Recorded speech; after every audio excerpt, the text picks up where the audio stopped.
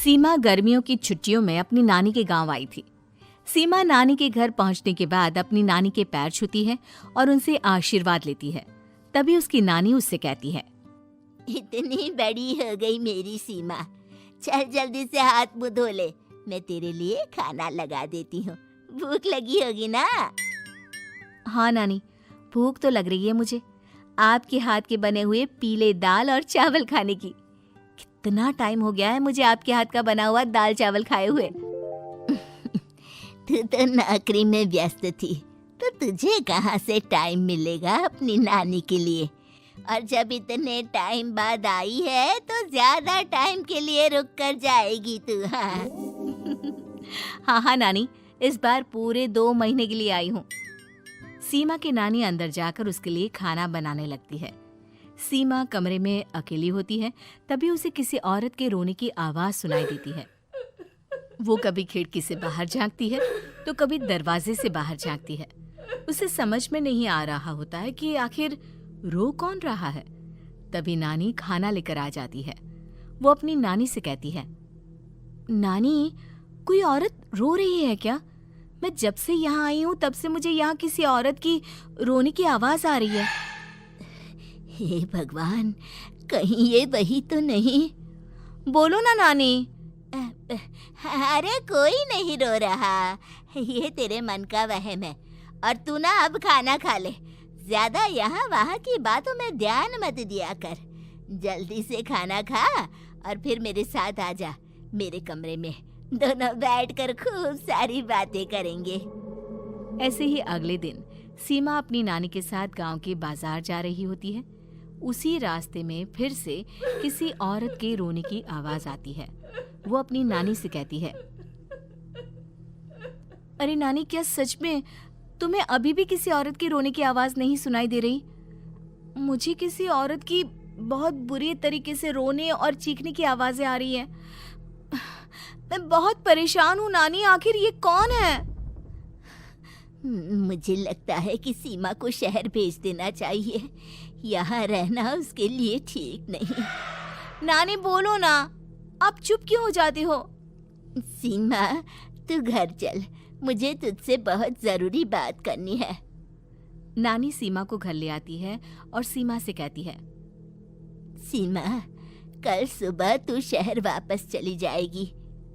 अरे अचानक? आखिर क्या बात है नानी, आप मुझे ऐसे जाने को क्यों कह रही हो? मैं बस जो कह रही हूँ उस पर ध्यान दे। तू कल सुबह यहाँ से चली जाएगी, और ये बात मैं कोई मजाक में नहीं बोल रही। तू कल जाएगी तो मतलब जाएगी।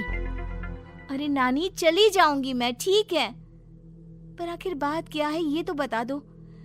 मम्मी से कोई बात हुई है या फिर मुझसे कोई गलती हुई है जो तुम मुझे अचानक से जाने के लिए बोल रही हो? देख सीमा, रात बहुत हो चुकी है और मुझे इस बारे में कोई बात नहीं करनी। चल, अब चल के मेरे साथ सो जा। सुबह की बस पकड़कर तुझे शहर भी तो जाना है।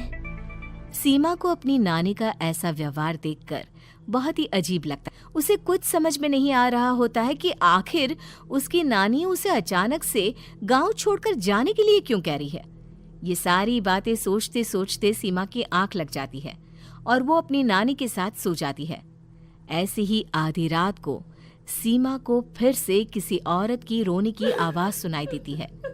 वो उस औरत की आवाज सुनकर बार बार करवटें बदल रही होती है और तभी उसे सपने में भी एक अजीब सी औरत की परछाई दिखाई देती है, जो इतना चीख चीख कर रो रही होती है कि सीमा डरकर उठ जाती है। वो पूरे पसीने पसीने हो रही होती है। वो अपने आसपास देखती है तो घर में बिल्कुल शांति का माहौल होता है। सीमा घबरा जाती है। वो अपनी नानी को जगाने की कोशिश करती है, मगर उसकी नानी नहीं जगती। सीमा को फिर से उस औरत की रोने की आवाज सुनाई देती है। आखिरकार सीमा अपने आप को कोई मुझे बचाओ। मेरी बच्ची, हम आ गए, हम तुझे बचा लेंगे। नानी, मुझे यहाँ बहुत डर लग रहा है। यहाँ इंसान की कटी हुई मुंडिया, हाथ, पैर और कंकाल है और खून भी है। नानी, मुझे डर लग रहा है। आप सब मेरी मदद कीजिए, नहीं तो ये खूनी कुआं मेरी बच्ची को भी खा जाएगा। अरे मुझे तो ये समझ में नहीं आ रहा कि आखिर इस खूनी कुएं को खोला किसने। सालों पहले इसको इतनी मुश्किलों के बाद तांत्रिक बाबा ने बंद किया था। अरे पूरा गांव खूनी कुएं के बारे में अच्छे से जानता है, तो कोई भी जानबूझकर तो ऐसा करेगा नहीं। मतलब किसी ने अनजाने में इसे खोल दिया है भैया।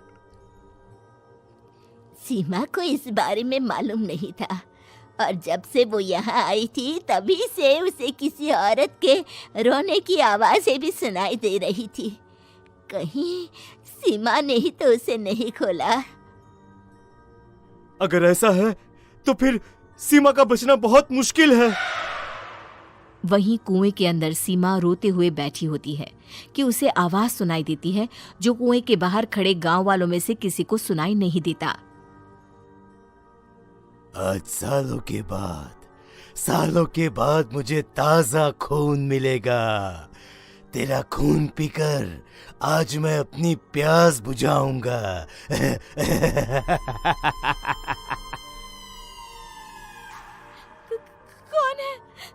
कौन है?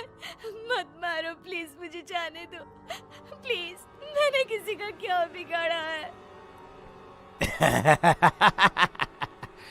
वो तुझे मरने के बाद पता चल ही जाएगा।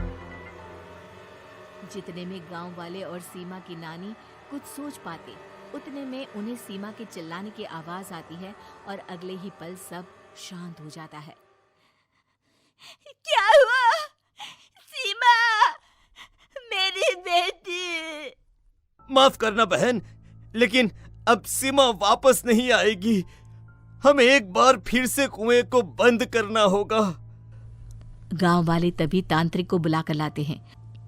एक बार फिर अपनी शक्ति से तांत्रिक बाबा उस कुएं को हमेशा हमेशा के लिए बंद कर देते हैं और वहां एक बोर्ड लगा दिया जाता है कि यहाँ आना मना है।